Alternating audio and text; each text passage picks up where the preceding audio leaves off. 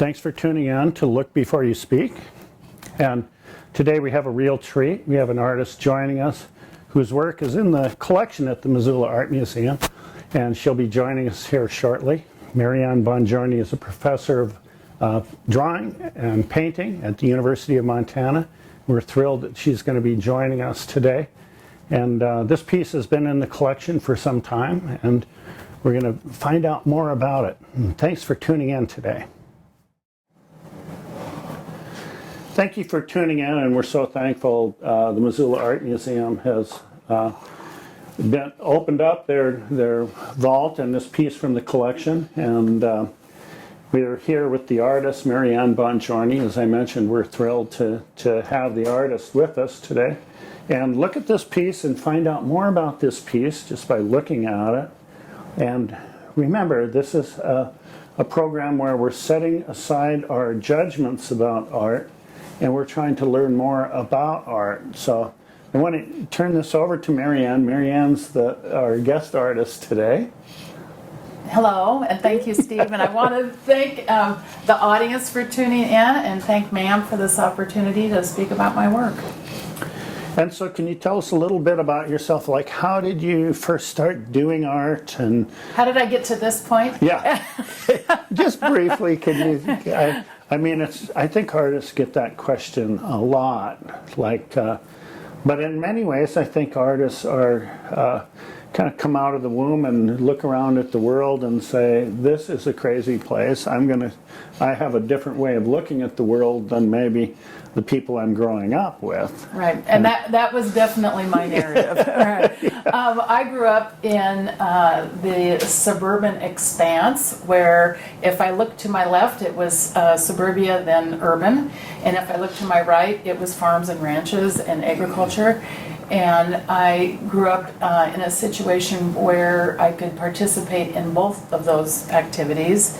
However, my grandparents on both sides had earned their living in agriculture, and so I eventually, as an adult, gravitated towards trying to find out more about family and their traditions, and what was life for grandma and grandpa and great grandma and grandpa. And I had always made art. I was I was trained in music, and I'd always made art, and I had very overtly proclaimed in Sunday school, according to the Sunday school teacher in first grade, that I was going to be an artist. So I guess it's been with me. And to be real frank, I started out in architecture. I wanted to construct things, and I think that when you look at a piece like this, you can see the architectonic qualities. I love to build, and I like things of scale. And so I think some of that starts to show. And this is from the early 90s? Correct. And it's an early 90s piece. Yeah. And as you mentioned, this has a pretty good size to it. It's probably Heft, yeah. 7 feet by 5 feet. And would you refer to it as an assemblage?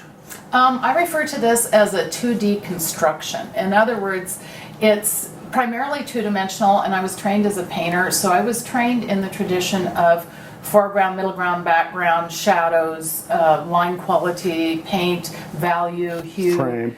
Yeah, frame. I was trained in that tradition of painting and drawing, and I was trained in that way. However, my predisposition is to build, and so this is a melding of that, where the constructed qualities and the straight two-dimensional qualities fuse together. I think we should mention this has been up at the museum, and it's actually traveled quite a bit and been in other exhibitions throughout the state. And so we're really fortunate the museum has allowed us to come down here in part of their intake room to view this piece. And what's the title of the work? Legged Mercury. Okay. And that's Leg'd', Okay. Mercury. Okay. And how did you begin on something like this that's so large? Do you begin by doing writing words down, sketches? It's almost if you could imagine a circle, and on that circle, on this circle in my studio, the studio practice circle, there might be terms, there might be stories, there might be objects. There are found pieces like the painting up here, and the prosthesis and the horse leg. These are found elements versus the carving end, which is my hand.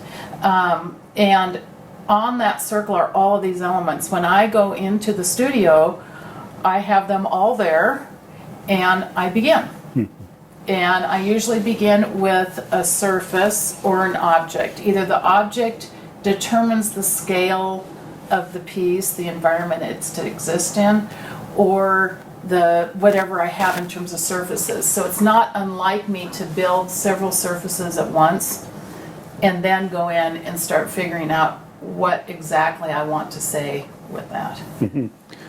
I think as the viewers approach this, and as we're learning how to approach a painting and read a painting, we need to remember to set aside the emotional aspect and just begin to identify what the elements are in front of us. And I'm trying to set aside those emotions because I'm not going to say, how much I like the work. So setting aside the likes and dislikes, but beginning to identify what it is. And to me, there's this real balance in the mix of found objects and the painterly aspect. And the painterly aspect referring to the history of painting. Right. And part of that, I hope that that's your intent that I'm reading into. It is. Okay. Yeah, spot on. Yeah. Okay. And some of that, in the way we read that, is color, tone, the depth that you're intending to create and make with the work, and the play on words in the title. So. Well, and I like to think of it as when you look at when a person looks at I'm not even going to say looks. I'll say when a person experiences a work of art, I try to think about it as the information that's filtering through your head, being the intellectual, detached information that's more maybe historical or critical. It's probably language based, or at least societal based. And then what you're feeling emotionally with your heart. So does your heart override the head, or does the head override the heart? I think ultimately what we want is both operating simultaneous so that there's a balance between the head and the heart. And I believe in this work there is a tremendous sort of emotional velocity to this work, and yet you come back both left and right anchored are these very strong images, and so there's this tendency to have a conversation within the border between the painterly qualities and then the image qualities. And how did you begin to work toward creating larger works, larger pieces, more sculptural? How did that all begin? It was dictated by the found objects. So if I have, as you can imagine, and guess what, anybody listening, I think Steve's studio might also resemble this. I have tubs and boxes of similar things. I have a whole box of nothing but body parts and legs and things that go with it, shoes and prosthesis and shoe frames, and I think of it as and I ask myself, what does that embody? What does that symbolize? Does it symbolize the individual? Does it symbolize movement of some kind? All right. And can I use that in the narrative that I'm suggesting? And so this determines the scale. I wanted these to appear sort of smaller in a field. And when you stand in front of a large piece of art, the art envelops you versus looking into a piece of art. It's not so much me projecting myself into a smaller format, but the format including my structure, my body size in its reality. And I just wanted to mention, you work in lots of different scales, but this piece is one of the larger ones. I know that you've worked larger than this as well, and also done performance work and taking up space, installations, and your interest in I don't know, enfolding the audience is different with these larger pieces. Yeah, it is. Yeah. There's more real estate in these pieces.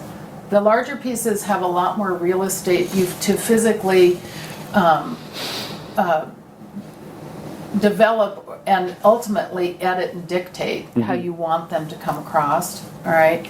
And what I like about this scale is that this is both actual scale, but it's also the scale within this information, this environment. And that environment in this particular piece back then, and I don't do it as much now, these heavy frames, separating the reality of the viewership or this time and space, the time and space that's moving and the time and space that's fixed. And I wanted to bring that out by putting these heavy frames on them. These, I mentioned the installations, but also the larger pieces, and it seems to me that you must think about the viewer's point of view. Oh yeah. Like Cartesian in this case, definitely, right? Okay. Yeah. So where you want that viewer to arrive in their position of looking at the work. And how did you arrive at thinking about that? That's a great question. For the viewer, and some of your viewers will know this, that a lot of art from Western civilization took place with the viewer being in the center, looking at it fixed from a central viewpoint. So if we go back to the Last Supper, for instance, and you'll see behind the head of Jesus at the table, there are windows, all right? And that would be considered the Cartesian viewer. The Cartesian viewer is in this fixed relationship with the work. The non-Cartesian viewer is the viewer that is where both the work and the viewpoint, both intellectually and spatially, visually, is always in movement, all right? Now, for me, I'm still using primarily the Cartesian because I feel like this culture is still in that moment of the fixed viewership in a lot of ways. It also comes from miles and miles of driving. And when you go down the highway and you're all the time looking at livestock, which I do, I turn and I look. And the way that we are set up as humans, right, in our vision, our viewfinder, you will turn and center it. Not very often will you see something out of your peripheral and not turn if it captures your attention, right? So it's coming from, let's say, my experience driving in the Western landscape, okay? But it's also coming from the educated side or the intellectual side, right? If that explains it. I have two questions. Sure. Questions, but I think for our viewers, and one of the foundations of this program is to remind our viewers that art exists even in smaller communities such as ours, and that the avant-garde exists everywhere, even in very small places. And one of the things that this piece brings to the forefront is the idea of the West, the expression about that's me reading that into it and knowing that you... That's because you're a Westerner, Steve. You live in this area. And I think many times, you know, it's really unfortunate that in the West we've grown up with a romanticism that is really Right. powerful. Yeah. And this has romanticism in it, but is also very realistic. Yeah. It is about now and the That's right. time now. And so anyway, Like, how do I work with all those variables? Okay, I'm gonna give this a whirl. All right. Okay.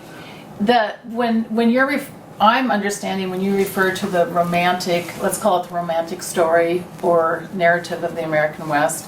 A lot of times that's caught in our perceptions of the history of the West. All right, vis-a-vis the settling of the West or the expansion or Western expansion. All right, and I think that what I try to do is fold that trajectory into my work and utilize it, and at the same time I'm challenging it. So I'm rarely in a precipice between challenging the thing that I'm actually utilizing to communicate.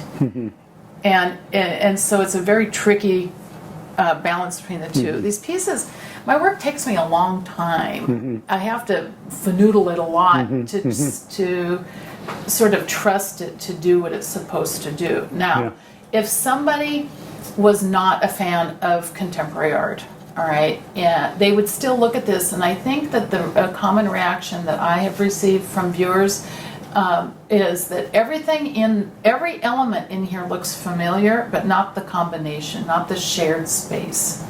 Like, they all know that's a horse leg, and gee whiz, what did you cover it with? And this is a prosthesis, and that those are wings, and that this is from the late 20s, early 30s, you had a lot of these prints that tipped the hat towards the Pacific Rim.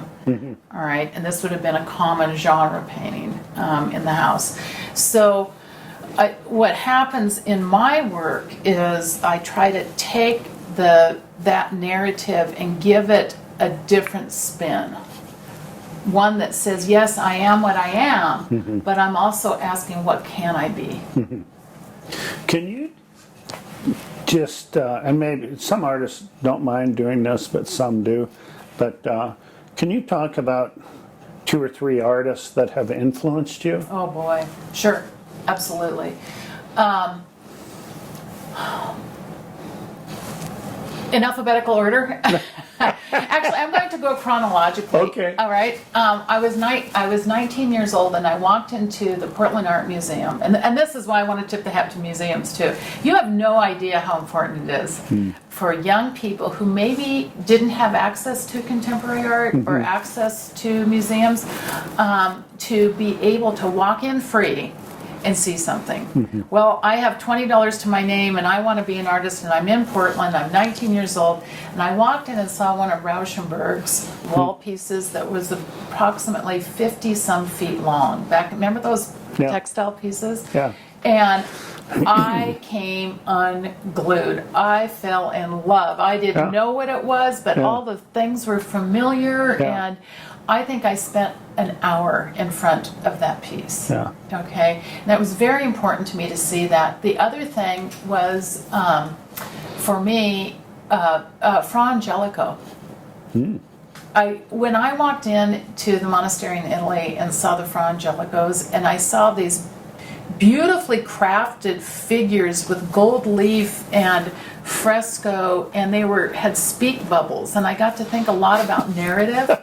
Right? They do. Yeah. They're at the feet of Jesus with speak bubbles, Yeah. and Mary Magdalene are, like, what do we do now? And it's this wonderful moment when you get to see original works of art that the culture of the society has been built upon, right? And so a lot of those types of pieces, early works, played when I got to actually physically stand in front of them. And then the other part, once again, is to not throw out that narrative that I grew up with, and maybe you did too.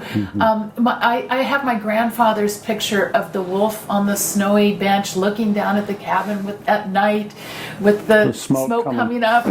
How many versions of that do we have? Well, I think it's important to look at what other people call art and see how we can be informed in this reciprocal information. And that leads me to thrift store works, like picking things up in thrift stores, because if you think about it, someone designed it, someone manufactured it, someone bought it. But you can change the meaning of it. I can change the context. Yeah. Right? And then they discarded it, and then I picked it up. So Yeah, it's yeah, gone yeah. through this incredible Sure. kind of path, and then I can recontextualize it. So I do use recontextualization.